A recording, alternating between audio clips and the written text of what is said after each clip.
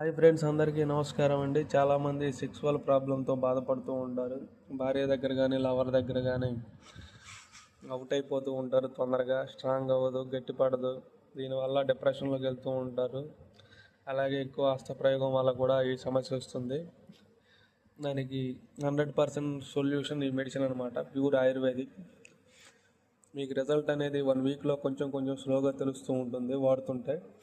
Morning tiffin చేశాక, night భోజనం చేశాక ఒక గ్లాస్ వాటర్లో కలుపుకొని తాగేయాలి.